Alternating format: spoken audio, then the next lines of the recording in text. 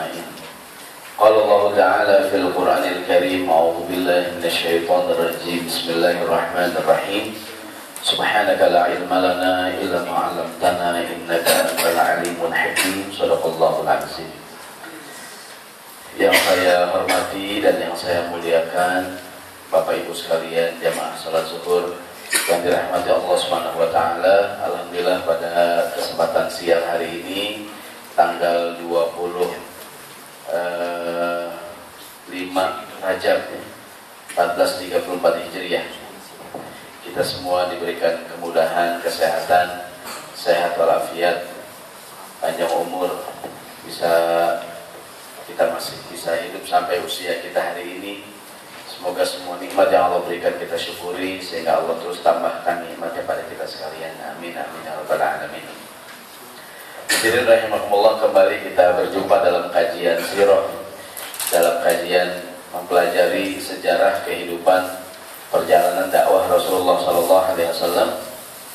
Pada pertemuan yang akhir di bulan yang lalu kita bicara mengenai al-hisar al-iqtisadi, peristiwa embargo ekonomi atau pemboikotan, diboikot secara ekonomi Rasulullah SAW selama 3 tahun. Jadi setelah diboikot selama 3 tahun, kita ingat kemarin berakhir pemboikotan pada tahun 10 Hijriah, 10 kenabian maaf. Jadi di embargo mulai tahun 7 sampai tahun ke-10 kenabian. Berakhirnya pemboikotan ini ditandai dengan rusaknya kertas perjanjian yang digantung di dalam Ka'bah. Selesai peristiwa ini, Rasulullah SAW melihat kaum muslimin, para sahabat semakin mendapatkan intimidasi, penyiksaan, penangkapan, dan beragam perlakuan yang tidak baik yang diterima oleh para sahabat. Sementara sisi yang lain Rasulullah juga tidak bisa berbuat apa-apa gitu. Memang kondisinya pada masa itu kaum muslimin jumlahnya masih sedikit dan belum memiliki kekuatan. Kemudian langkah yang diambil oleh Rasulullah SAW pada waktu itu, hadirin, sebagaimana kita ketahui, perlu diingat bahwa menyerang atau bertahan, atau Rasulullah mengalah atau mengambil tindakan, dalam istilah sejarah disebut dengan istilah siyasah syariah, strategi politik yang Nabi ambil.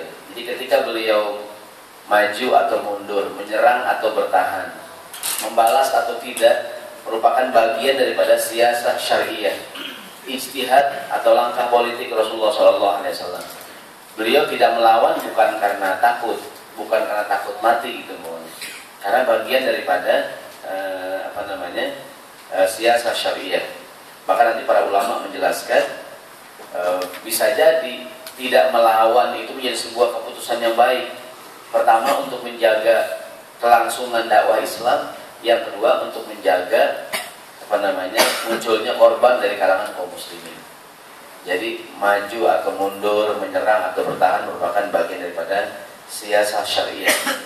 Kemudian melihat para sahabat mendapatkan perlakuan yang tidak baik, Rasulullah bersabda Sallallahu Alaihi Wasallam, di mana isinya mempersilahkan para sahabat untuk hijrah, untuk pindah keluar dari kota Mekah ke satu negeri namanya Habasyah, Ethiopia. Kalau Rasulullah Sallallahu Alaihi Wasallam, beliau bersabda sebagaimana terdapat di kopian kita nih yang sederhana ringkasan materi kita, "Lau kharajtum ila ardil Habasyah." Kata Nabi, kalau kalian, lagi Nabi berikan usul ya, kalian pergi sekiranya kalian hijrah ke negeri Habasyah, di sana kata Nabi, fa inna biha malikan la yazlimu indahu ahadun. Di sana ada seorang raja yang menurut informasi yang beliau dengar, insya Allah tidak ada orang yang dizalimi manakala minta perlindungan ke negeri tersebut. Mungkin kalau istilah zaman sekarang mencari suaka politik, mencari perlindungan ke wilayah lain, mencari perlindungan. Nanti Habasyah pada masa itu agamanya Nasrani. Najasyi, raja dan penduduknya beragama Nasrani. Nanti kita akan bicara apa hukumnya seseorang mencari perlindungan kepada kekuatan yang non-muslim. Muslim tapi berlindung kepada kekuatan yang non-muslim atau pihak non-muslim. Rasulullah sabdakan, beliau usul agar para sahabat hijrah saja ke negeri Habasyah di Ethiopia. Yang saya ulangi, mayoritas penduduknya raja dan penduduknya beragama Nasrani pada saat itu. Namun berdasarkan informasi yang Nabi tahu, fa inna biha malikan la yazlimu indahu ahadun, tidak dizolimi seorang pun manakala seseorang minta perlindungan, minta suaka ke negeri tersebut. Kata Nabi, wahya ardu sidqin, itu adalah negeri kejujuran. Hatta yaj'alallahu lakum farajan mimma antum alaihi, bertahanlah di sana sampai nanti Allah memberikan jalan keluar. Ini ucapan Nabi kepada para sahabat. Sampai di sinilah hadirin rahimakumullah. Dari sini kita ambil pelajaran bagaimana sebagai seorang pemimpin Rasulullah memiliki pengetahuan yang luas tentang wilayah-wilayah di sekitar Makkah dan Madinah, bahkan keluar dari Jazirah Arab. Kalau kita lihat di peta sekarang kan Ethiopia kan di seberang Jazirah Arab kan, tapi waktu itu Nabi udah punya pengetahuan gitu. Sebagai seorang pemimpin, pelajaran buat kita semua, harusnya seorang pemimpin memiliki pengetahuan yang luas tentang tentang beragam hal, ya, termasuk tentang peta wilayah di sekitarnya. Bukan pemimpin yang mungkin kurang pengetahuan, ya. Pemimpin yang banyak pengetahuan. Nanti juga kalau kita pernah kita bicara mengenai salah satu kesunahan dalam Islam adalah bepergian. Kesunahan dalam Islam adalah bepergian. Kalau hadirin ingat, ungkapannya berbunyi al-harakah barakah. Al-harakah barakah. Bergerak itu berkah, bergerak itu sehat. Rasulullah suruh para sahabat pindah. Kita kalau diem aja kesemutan, betul nggak? Diem aja ngantuk, itu nggak ada. Boleh pas angin dari kita nih, saat itu ya, ngayun gitu ya. Maka perlu bergerak. Kadang-kadang kita kalau semuanya Jumat, ntar sila, ntar kakak tuh ini, ntar bulan jawab gitu kan. Khotib bete banget lagi gitu kan. Bergerak, al-harakah barakah. Ini Rasulullah suruh sahabat hijrah ke Habasyah. Bahkan waktu itu Habasyah bukan negeri muslim. Jadi bagaimana, saya ulangi sekali lagi, beliau memiliki pengetahuan yang luas tuh. Ya, seorang pemimpin yang memiliki pengetahuan yang luar biasa. Nanti hadirin, ada tuduhan kaum orientalis yang mengatakan sebenarnya yang dilakukan Muhammad adalah semangat nasionalisme Arab. Waktu itu kan yang berkuasa Persia, kekuasaan di Asia ada Persia kan, di barat ada Romawi, dua kekuasaan besar. Orang Arab waktu itu tidak dianggap. Jadi yang berkuasa atau pusat kekuatan adanya di Romawi dan di Persia. Di Persia dan di Romawi. Pada waktu itu orang Arab tidak dianggap lah, tidak dilirik, tidak ditengok pada masa itu. Sehingga ada tuduhan dakwah yang dibawa Nabi atau gerakan yang dibawa Nabi merupakan gerakan semangat nasionalisme Arab. Karena sebagian ada yang mengatakan sekarang Islam itu Arab, Arab itu Islam. Yang jadi pemahaman kita, Islam turunnya di Arab. Dan orang Arab memiliki beragam kelebihan yang membuat mereka mengemban risalah dakwah ini.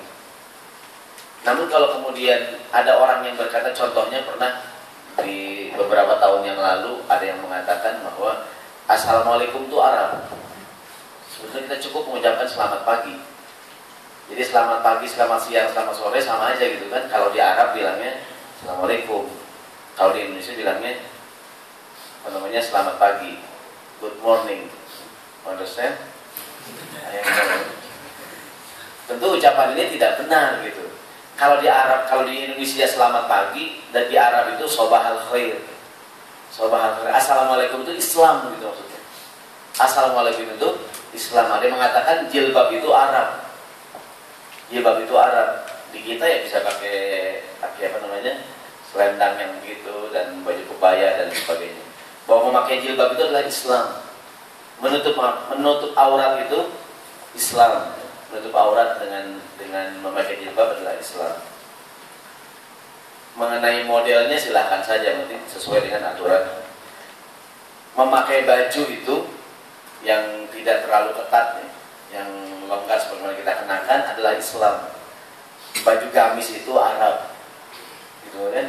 Jadi mau pakai baju gamis, mau pakai baju batik, mau pakai segala macam, yang penting tidak keluar dari aturan syariat Islam. Saya mohon maaf supaya tidak rancu antara Islam. Kebetulan turunnya di Arab.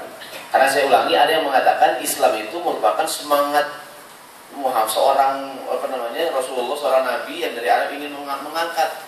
Seandainya Islam itu adalah semangatnya orang Arab waktu itu, justru Nabi Muhammad keluar dari Jazirah Arab karena didustai, tidak diimani oleh orang-orang Arab, sampai akhirnya beliau menyuruh para sahabat hijrah mana gitu, ke Habasyah, wilayah yang non Arab waktu itu.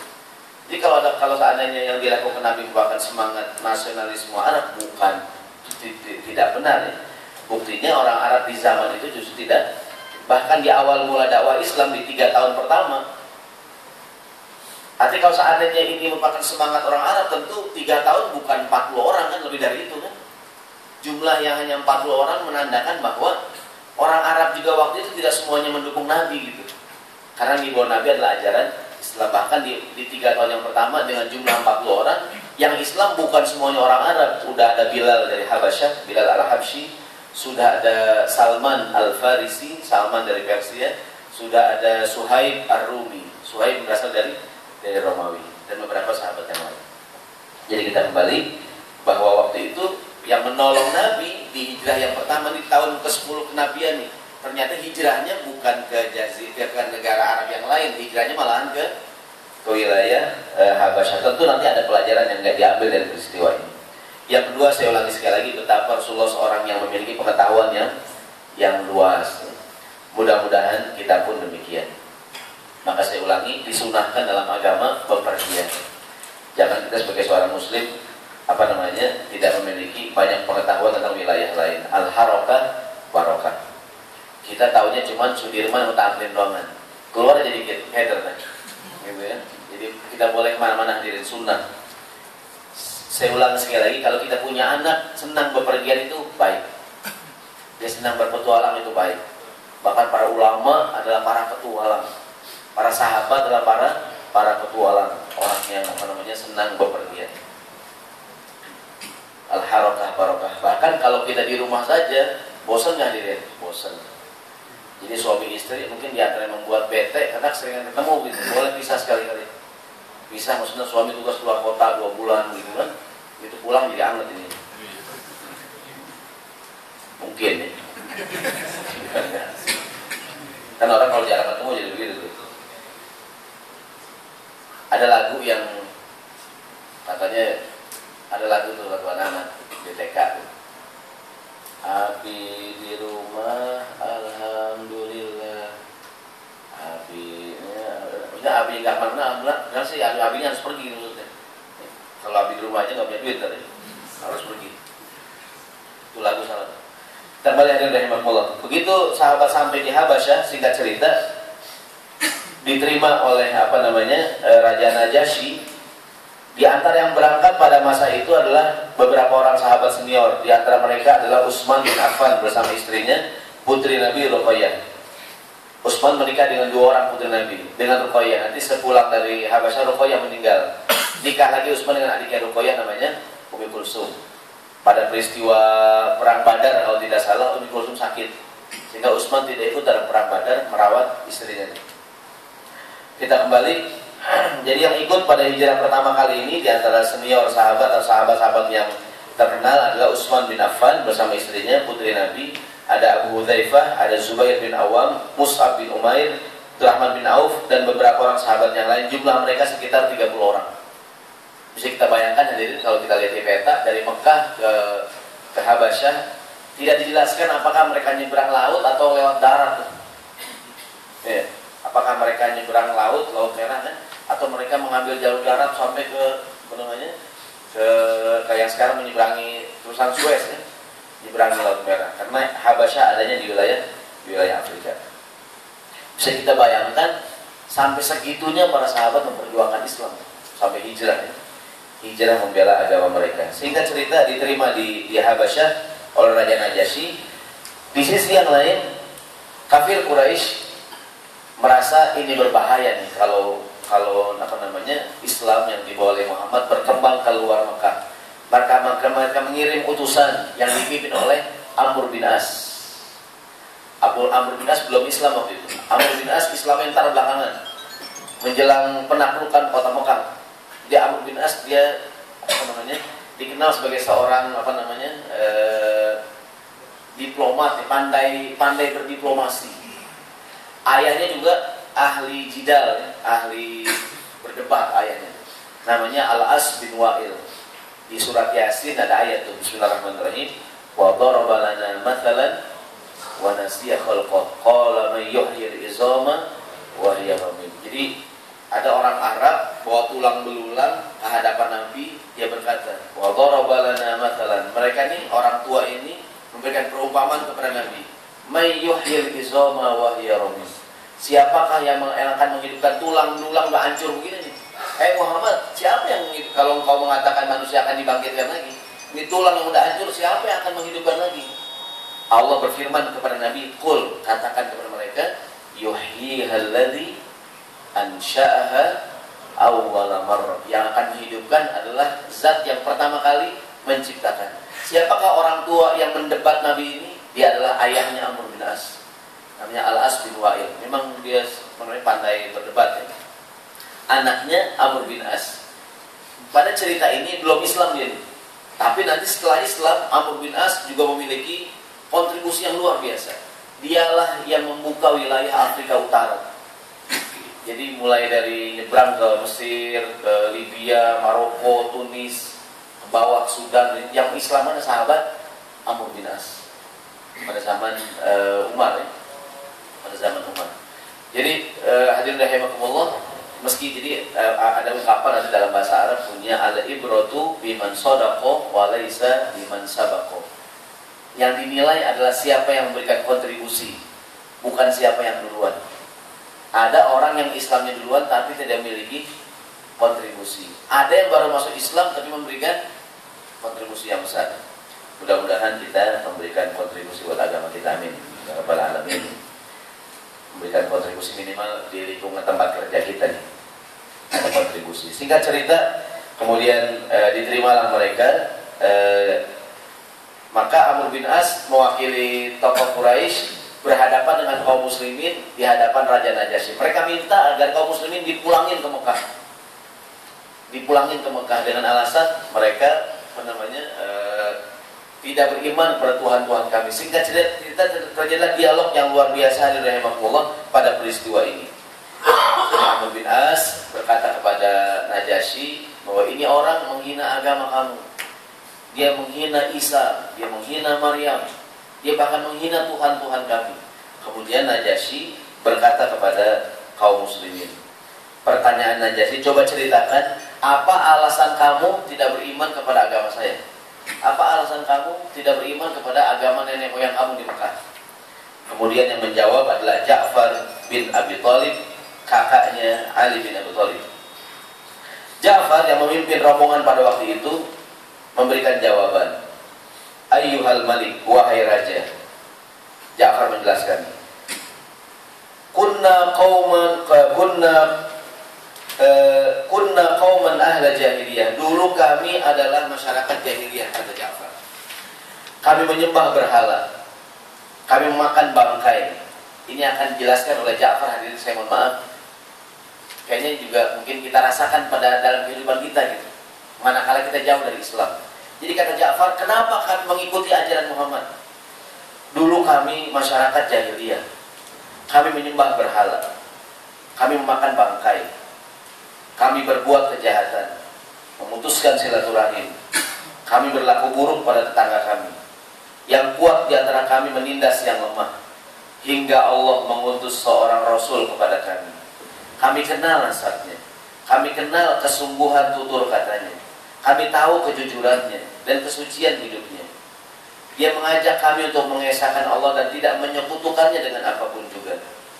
Dia memerintahkan kami untuk berbicara yang benar, menunaikan amanah, memelihara persaudaraan, berlaku baik pada tetangga, menjauhkan diri dari segala perbuatan yang haram dan pertumpahan darah. Dia melarang kami berbuat jahat, melarang kami berdusta, dan melarang kami makan harta milik anak yatim. Dia perintahkan kami untuk sholat dan berpuasa. Kemudian kami beriman kepada dia, membenarkan semua tutur katanya, menjauhi apa yang diharamkan olehnya, menghalalkan yang dihalalkan. Karena itulah kami dimusuhi oleh masyarakat kami. Mereka menganiaya dan menyiksa kami. memaksa kami supaya meninggalkan agama kami dan kembali menyembah berhala. Ketika mereka menindas dan saya bacakan ya, menindas dan memperlakukan kami dengan sewenang-wenang dan merintangi kami menjalankan agama kami terpaksa pergi ke negeri baginda. Kami tidak menemukan pilihan lain kecuali engkau, wahai raja. Dan kami berharap tidak akan dilakukan sewenang-wenang di negeri sang raja, di negeri baginda. Ini jawaban Ja'far. Kalau kita lihat hadirin, kenapa saya bacakan? Secara pribadi saya begitu membaca ungkapan Ja'far ini, sangat terharu kita. Bagaimana beliau sebagai seorang pengikut Muhammad menjelaskan alasan mengikuti Nabi SAW. Kata Ja'far, kami dulu orang jahiliyah. Kami bermusuhan. Pertama kata Ja'far, kami dulu jahiliyah. Kami menyembah berhala. Saya mohon maaf kalau kita kira-kira kita analogikan kepada kita ya. Dulu juga kita bangsa yang menyembah berhala. Kita menyembah patung, menyembah pohonan, nenek moyang kita gitu kan. Saya mohon maaf, jangan-jangan sampai sekarang masih ada. Ada nggak hadirin? Muslim tapi menyembah berhala. Jangan-jangan ada ya. Muslim tapi masih takut sama pohonan, ada nggak tuh? Ada pohon gede dipantek pakai paku supaya setannya nggak ganggu katanya. Ada nggak yang begitu hadirin? Udah ada pohonan nih, udah jadi kontrakan. Dulu kalau ada pohonan besar gitu dikasih dipantek pakai paku kan? Dipantek pakai paku. Bahkan saya tinggal di Bapak, masih banyak orang tua di dekat rumah saya itu kalau ada acara masih nanam bawang merah sama cabai supaya nggak turun hujan. Gitu kan? Masih keyakinan demikian. Dulu kami jahiliyah menyembah berhala. Di kita pun zaman sekarang masih ada tuh orang memiliki, ada pohon-pohon besar di Jakarta yang nggak bisa ditebang. Nggak tahu yang di Harmoni udah belum? Di Jalur Busway dibuat tuh di Harmoni itu di depan di ujung busway kan ada pohon besar itu. Katanya nggak bisa ditebang tuh. Kalau di pertamanan alasannya itu pohonan butuh penghijauan. Tapi anehnya semuanya ditebang itu kacau gitu sendirian. Dengar-dengar ada penghuninya katanya. Penghuninya apa? Dengar-dengar berita FPI datang ditebang sama FPI. Atau sekarang saya belum dalam juga nggak lihat di daerah Harmoni. Mudah-mudahan kita tidak demikian. Kata Ja'far, dulu kami makan bangkai. Dulu kami makan bangkai. Berbuat kejahatan, memutuskan silaturahim, berlaku buruk. Bagaimana dulu di masa jahiliyah peperangan terjadi. Yang kuat menindas yang lemah. Kemudian datanglah Nabi SAW kepada mereka mengajarkan kebaikan. Yang menarik kata Ja'far, datanglah Allah mengutus seorang Nabi. Kami kenal nasabnya. Pelajaran buat kita hadirin. Kalau kita ingin berdakwah di masyarakat ataupun mungkin kita ingin zaman sekarang saya mohon maaf. Zaman sekarang banyak sekali ujian-ujian buat para ustaz.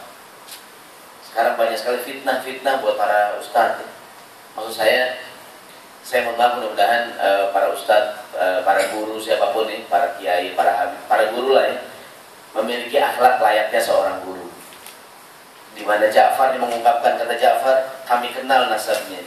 Kami tahu kesungguhan tutur katanya, kejujuran dan kesuciannya. Artinya seorang dai itu sebagaimana Nabi, Ja'far mengungkapkan, kita harus kenal nasab, kita kenal nasab guru kita. Kemudian kita kenal tutur katanya. Saya mohon maaf kadang-kadang belakangan ada bersih. Mudah-mudahan buat para guru-guru kita menjaga bicara yang baik karena di panggung-panggung di mimbar-mimbar gitu kan. Kadang-kadang ada satu dua yang menggunakan kata-kata kalimat-kalimat yang kadang-kadang kasar ya. Semoga berubah, amin. Kejujurannya, kesuciannya, menyuruh kami menyembah Allah, tidak menyekutukan. Singkat cerita, kata Ja'far, sampai kami beriman, kami disiksa, ditangkapi, kami hijrah ke negeri Habasyah, mohon perlindungan.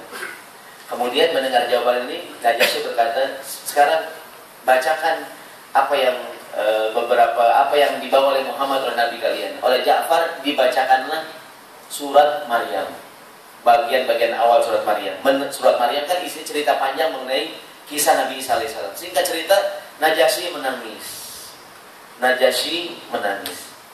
Dan dia berkata, dia sambil jongkok itu, dia ambil ada batang lidi, batang kayu pendek itu, dia berkata bahwa dia menangis. Kemudian Amr bin As berkata, wahai melihat raja berpihak kepada kaum muslimin, wahai raja, coba dia suruh cerita kepada engkau tentang keyakinan mereka tentang Nabi Isa. Dia memiliki keyakinan yang menghina engkau tentang Nabi Isa. Maka Ja'far berkata, Nabi kami mengajarkan Isa adalah Abdullah, dia adalah kalimatullah, dia adalah putra Maryam, wanita yang suci. Setelah mendengar jawaban ini, Najasyi turun mengambil kain dan dia berkata bahwa yang dijelaskan oleh orang ini tentang Isa dengan keyakinanku nggak jauh-jauh banget, paling seukuran, bedanya cuman dia megang lidi itu, ya segini doang lah. Kalau kita sekarang 11-12 lah. Ya beti beda tipis gitu kan. Ya, keyakinan dia dengan keyakinan saya tentang Isa ya 11-12 lah gitu. Cuma segini doang bedanya nih. Intinya saya nggak ada masalah dengan keyakinan dia tentang Isa putra Maryam. Sehingga cerita akhirnya Amr bin As dan temannya dipersilakan pergi dari Habasyah dan Najasyi memberikan perlindungan pada kaum muslimin. Nah, hadirin rahimakumullah, kemudian tinggallah kaum muslimin di Habasyah, terdengar kabar bahwa penduduk Mekah beramai-ramai masuk Islam. Jadi ada gosip gitu ya, beramai-ramai penduduk Mekah masuk Islam. Dulu kan tidak bisa klarifikasi, mungkin dengan keterbatasan itu kan, mungkin kalau zaman sekarang ada BB gitu kan, waduh itu kan masuk Islam. Sehingga kaum muslimin langsung mendengar berita ini, pulang lagi mereka dari Habasyah kemana hadirin? Ke Mekah dengan keyakinan orang Mekah sudah Islam. Ternyata menjelang masuk kota Mekah, berita ini bohong. Cuman berita nggak benar lah ya. Begitu. Tapi mereka udah tanggung nih, mau balik lagi Jawa Barat, mau pulang ke Mekah tidak bisa. Akhirnya sebagian mereka memohon perlindungan. Kalau ingat saya pernah menjelaskan mengenai di Mekah ada satu tradisi budaya namanya hakul jiwa. Para tokoh bisa memberikan perlindungan kepada orang yang dia mau, meskipun dia beda keyakinan. Maka beberapa orang sahabat masuk ke Mekah dengan perlindungan para tokoh yang waktu itu tidak beriman, tapi melindungi dengan dasar mungkin saudara, keluarga dan lain-lain. Singkat cerita, hadirin rahimakumullah, berakhirlah cerita ini, cerita hijrah ke Habasyah. Sekarang pelajarannya yang pertama, kita lihat bagaimana para sahabat radhiyallahu anhum. Jadi pelajaran pertama, berpegang teguh pada agama dan keyakinan, berpegang teguh pada sebuah idealisme, pada sebuah ideologi, gitu kan, menjadi penyebab seorang itu bisa bertahan. Kenapa orang itu bertahan hadirin? Karena adanya keyakinan ideologi yang dia yakini, gitu. Maksudnya begini, orang itu kalau sudah yakin akan kebenaran sebuah konsep yang dia percayai, apapun resikonya dia bertahan. Dia bertahan. Nanti mudah-mudahan ketika kita masuk dalam, sekarang kita muslim nih, dan kita muslim terlahir. Begini hadirin, kalau mereka yang mu'alaf, biasanya setelah Islamnya kuat banget ya. Kebanyakan mereka yang mu'alaf, setelah Islam mereka militan ya. Kenapa hadirin? Karena mereka ketika Islam, mereka belajar Islam. Mereka belajar Islam dan mungkin membandingkan dengan keyakinan mereka yang lama, sehingga mereka muslim dan militan. Tidak sedikit juga yang terlahir dan militan gitu. Namun tidak jarang juga muslim terlahir tapi Islamnya kayak nggak ada bekasnya gitu. Maksudnya begini hadirin, mudah-mudahan kita Islam terlahir, alhamdulillah. Setelah itu kita belajar Islam, terutama masalah akidah Islam, keyakinan Islam. Karena kalau orang tua akidahnya sudah kuat, apapun yang terjadi dia bertahan. Dia bertahan ya. Mohon maaf ya kalau di Jawa Tengah tuh biar gepeng asal kanteng begitu dah.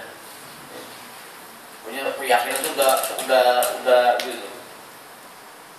Di dekat rumah saya di Mampang ada nenek-nenek tua banget, ustazah itu tua banget. Ketika partai 24, pernah 48 ya. Gua sih pokoknya biar partai aku sih nyoblos Ka'bah udah. Biar jadi pokoknya kalau jadi orang tuh udah yakin pada sesuatu gitu ya. Kayak di Jawa Tengah orang bilang biar gepeng asal kalau banteng itu kalau udah jadi keyakinan pada sebuah ideologi membuat orang itu bertahan apapun kondisinya. Maksudnya begini hadirin, ketika kita muslim, seorang masuk Islam mudah-mudahan karena keyakinan pada sebuah ideologi, bukan karena hal contoh gini. Pernah saya sampaikan di Aceh waktu tsunami, ada orang Islam, dia mu'alaf, gara-gara dia cerita, dia lihat ada masjid diangkat sama orang putih gitu. Punya malaikat dah, ada yang ngangkat masjid. Dia takut dan masuk Islam. Alhamdulillah ya. Cuma mudah-mudahan dia belajar Islam, karena saya takut ada gereja diangkat dah. Ada gereja diangkat sama orang putih, dia keluar lagi begitu. Atau dia ngeliat ada kuil agama lain diangkat sama putih, dia begitu kan. Kan kadang-kadang ada orang Islam gara-gara ada ikan sepat di buntutnya bacaan Allah. Ya, kan? Dia moto langit ada awan lagi doa, Ustaz. Saya masuk Islam dah Ustaz. Mengapa? Awan aja doa kan? Dia terong dibelah isinya bacaan Allah. Nah dia itu. Ada di internet ya kan. Ada terong dibuka, isinya Allah. Saya takut terong dibelah isinya salib itu. Tapi maksud Kristen ini menurut saya, ketika seorang itu Islam, mudah-mudahan oke lah itu sebagai penyebab saja ya. Tapi mudah-mudahan kemudian dia belajar untuk meyakini Islam sebagai sebuah ideologi. Belum lama di Jakarta Barat mana tuh? Ada pohonan nangis katanya. Begitu Jepang tuh pohonan, nangis pohonan koraen. Mungkin memang pohonan begitu kali. Di Bekasi, yang sering di Bekasi, orang Bekasi mohon maaf ya. Di Bekasi ada pohonan tuh, pohon pisang ditebang, dibuang pas sampah, buah tuh pohon pisang. Ajaib pohon pisang. Subhanallah, Islam aja. Artinya kan sering kita dengar orang Islam kan gagal dalam cerita kan. Ketika situ gintung jebol gitu ya, dan rumah pada berantakan, apa yang gak rubuh hadirin? Masjid ya, yang dicakap situ ya, situ gintung. Subhanallah, masuk Islam saya. Nggak rubuh masjid. Saya takut ada gereja yang nggak rubuh gitu. Karena itu kita yakin kebesaran Allah. Cuma menurut saya gini, mudah-mudahan jangan gara-gara itu saja gitu.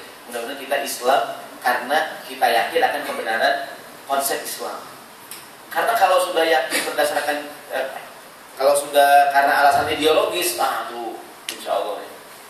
Kalau dalam bahasa agamanya akidah, maka penting sekali kita memahami akidah Islam. Mohon maaf sekarang tidak sedikit masyarakat yang gampang berpindah agama cuma gara-gara pinjaman uang yang sekian gitu kan, dikasih hadiah begini jalan-jalan Ancol, pulangnya berubah agama gitu kan, diajak Ragunan gitu, pulangnya udah gampang banget gitu. Karena tadi tuh nggak ada apa namanya, kayak begini aja saya mohon maaf ya, kayak orang udah ngefans banget dengan orang kalau udah dia Persija banget lah. Persija banget gitu kan. Biar karena 10-0 juga Persija gitu. Karena menurut dia tuh mungkin alasannya udah menurut aneh Persija itu akidah. Waduh, kacau banget orang lain. Pakai jaket Persija, dibuka kaosnya Persija. Buka kaos dalam Persija juga. Ambil buka baju ada gambar dari Persija. Jadi menurut saya mudah-mudahan ketika kita Islam bukan cuma Islam KTP itu doang ya, Islam KTP, Islam IKTP. Udah ada Islam KTP sekarang. Maka pelangnya udah nggak tayang di TV, menolak Islam KTP itu. Udah nggak tayang di SCTV, karena Islam IKTP. Dan 2012, 2014 kan. Jadi ketika alasannya akidah hadirin, itu insya Allah bertahan. Jadi saya menjelaskan kenapa para sahabat sampai begini banget nih hijrah Habasyah ya. Kenapa mereka itu tidak keluar dari keyakinan, padahal hijrahnya jauh diintimidasi karena alasannya ideologis. Orang bilang kalau di Indonesia Islam bahaya laten gitu kan. Kalau keyakinan, kalau sudah ideologi, susah. Udah jadi di apa namanya? Kalau sudah mendarah menjadi sebuah keyakinan, mudah-mudahan Islam menjadi akidah yang sangat mendalam dalam hati kita, mengakar kuat. Sehingga apapun yang terjadi pada kita, pokoknya ada Islam. Itu yang pertama hadirin. Yang kedua, hikmah dari peristiwa ini adalah kisah ini menunjukkan adanya titik persamaan antara dakwah Nabi Muhammad SAW dengan dakwah Nabi Isa AS. Jadi apalagi sebenarnya kita yakini semua Nabi ajarannya sama. Maksudnya gini hadirin, ketika kita Allah berfirman sebelumnya dalam Al-Quran surat Ali Imran ayat 64. Bismillahirrahmanirrahim. Qul, katakanlah wahai Muhammad kepada ahli kitab Yahudi Nasrani. Ya ahlal kitab, ta'alu ila kalimatin sawa'in bainana wa bainakum alla na'budu illallah wa la nusyrika bihi syai'an. Wahai ahli kitab, marilah kita berpegang pada satu kalimatin sawa, kalimat yang sama, yang tidak ada perselisihan antara kami dengan kamu, bahwa tidak kita sembah kecuali Allah dan kita tidak persekutukan Dia dengan sesuatu apapun. Maksudnya adalah kita punya peluang untuk berdakwah kepada mereka yang ahli kitab. Karena ahli kitab itu aslinya dakwahnya sama. Semuanya mengajarkan beribadah hanya kepada Allah. Bahkan ketika kita sampaikan kepada mereka yang berkeyakinan Tuhan 3 Trinitas kan 3-1-1-3 gitu kan, 3-in-1 ya. Mereka tetap mengatakan, oh kami ketuhanan yang Maha Esa. Tetap mereka mengatakan Tuhan kami berapa tuh? Satu, 3 dalam 1, 3-in-1 kayak gitu kan? Ya, arti apa sudah bilang diri? Untuk berdakwah kepada mereka, cari titik yang sama. Allah yang bilang, ya ahlal kitab ta'alu ila kalimatin sawa. Marilah kita bertemu dalam kalimat yang sama. Jadi kita sebenarnya memiliki pemahaman yang sama, yaitu la ilaha illallah, tidak ada Tuhan selain Allah. Bahkan di Indonesia kan kita dibingkai kalau orang bilang hari Pancasila ya. Kan semua orang kan dibingkai, semua agama di Indonesia kan bingkainya satu tuh, ketuhanan yang Maha Esa. Artinya berangkat dari sini nih, berangkat dari Tuhan itu ya satu gitu. Maka dari sinilah kata Allah, wahai ahli kitab, marilah kita berbicara dengan dasar kalimat yang sama, yaitu la ilaha illallah. Kalau di Indonesia kan begitu ya, di Indonesia kan kita disatukan dengan sila yang pertama pada hari itu. Apapun agama di Indonesia mengakui Tuhan adalah satu. Dari sinilah kita berdiskusi dengan mereka gitu. Kalau mereka bilang ada Tuhan langit, Tuhan matahari, Tuhan air, Tuhan segala macam, tanya emang Tuhan berapa Pak? Gitu kan? Kalau mungkin agama yang lain gitu kan ada dewa air, dewa apa namanya, dewa Amor, dewa Asmara, gitu kan? Kita Muslim karena kita nyanyi dewa Amor dan lain-lain hadirin. Jadi akhirnya kaum muslimin di hadapan Najasyi bisa berdialog tuh dari sisi ini, berdialog di kalimat yang sama. Allah bilang wahai ahli kitab, marilah kita berdiskusi, berbicara ala kalimatin sawaid, kalimat yang sama, yaitu alla na'budu illallah wa la nusyrika bihi syai'an wa la yattakhidha ba'duna ba'dan arbaban min, dan janganlah seorang di antara kita menjadikan yang lain sebagai sembahan. Ini keyakinan dia akui oleh semua agama, terutama ahli kitab. Jadi kalau berdiskusi dengan teman kita yang non muslim gitu kan, yang hari Minggu ya, bukan hari Jumat ya, yang hari Minggu gitu kan, ini dari kalimat la ilaha illallah Muhammad Rasulullah. Yang ketiga pelajarannya hadirin dari cerita tadi, bila diperlukan kaum muslimin boleh meminta perlindungan kepada mereka yang non muslim. Tindakan tersebut dibolehkan selama tidak membahayakan dakwah Islam, tidak mengubah hukum agama, atau menghalangi amar ma'ruf nahi munkar. Jika syarat ini tidak terpenuhi, maka tidak boleh seorang muslim meminta pertolongan, perlindungan pada yang non muslim. Contohnya ketika pamannya Nabi Abu Thalib kan melindungi Nabi, cuman dia mohon kepada Nabi untuk berhenti dakwah. Kan? Lalu beliau berkata kepada pamannya sendiri tuh, wahai pamanku, lawadau syamsa fi yamini, mereka meletakkan tangan matahari di tangan kanan saya dan bulan tangan kiri saya, aku tidak akan pernah meninggalkan dakwah Islam. Artinya Nabi menerima bantuan dari pamannya, namun tidak menyebabkan Nabi meninggalkan amar ma'ruf nahi munkar. Gitu. Nah sekarang saya mohon maaf, banyak sekali sekarang NGO ya, LSM yang mendapatkan bantuan asing katanya, beritanya gitu kan. Udah kalau atau dan kebanyakan mereka non muslim gitu. Ya kalau selama tidak ada kepentingan silakan saja. Namun seandainya kita yakin ada kepentingan, ada maka bisa kita pertanyakan gitu, mengapa Anda, dulu saya ingat waktu di Mesir itu ada beberapa teman-teman dapat beasiswa S2 tuh, ada ke Belanda, tapi kita tahu yang ngasih beasiswa itu suatu lembaga gitu ya, yang memang kita yakini pasti punya kepentingan gitu.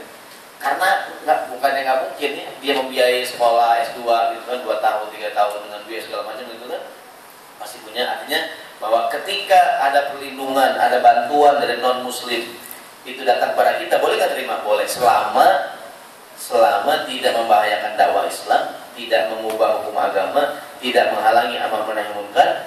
Jika syarat ini tidak ada, maka tidak boleh menerima perlindungan. Boleh ya Ustaz, muslim minta suaka ke negeri non muslim? Kan banyak juga para tokoh Islam kita kan mungkin dulu memperjuangkan negara Islam, nyari suakanya ke negara non muslim gitu. Itu apa hukumnya tuh? Ya tentu sekali lagi tergantung ceritanya, tergantung alasannya apa.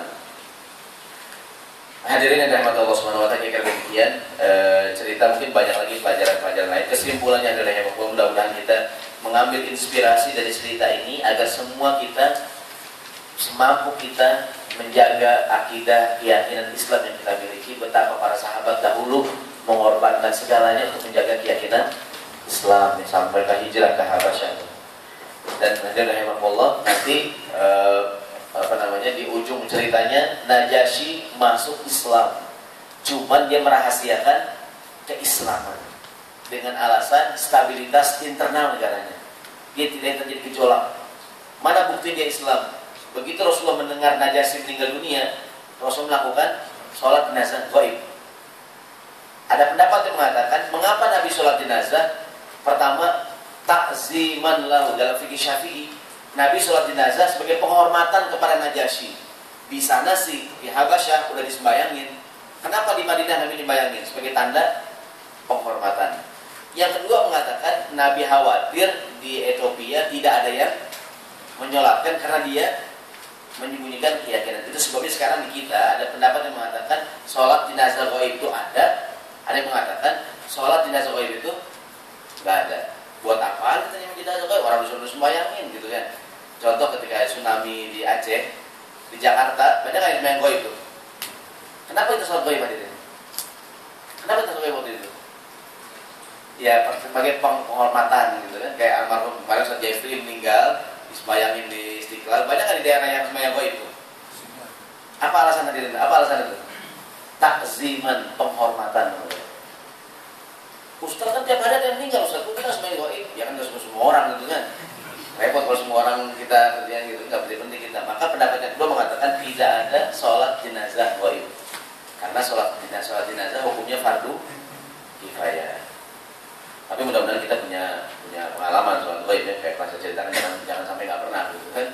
Begitu bapak yang meninggal jadi imam sujud dia ruku gitu kan. Oh sujud pak? Bapak saya dosanya banyak. Kalau orang-orang nggak pakai sujud. Oh dia nggak tahu. Jadi itu hadirin, jadi mudah-mudahan sekali lagi saya ulangi, pelajaran buat kita agar kita berpegang teguh memegang keyakinan ini. Kita Islam mudah-mudahan karena alasan ideologis. Jadi kita pelajari Islam, kita yakini Islam sehingga nanti apapun yang terjadi, saya Islam. Meskipun nanti ada makhluk gaib yang mengangkat tempat ibadah agama lain juga kita tetap Islam. Wallahu a'lam bishawab. Kalau ada kata-kata yang kurang baik dan kurang pantas, saya mohon dibukakan pintu maaf yang seluas-luasnya. Insyaallah kita akan berjumpa lagi satu kali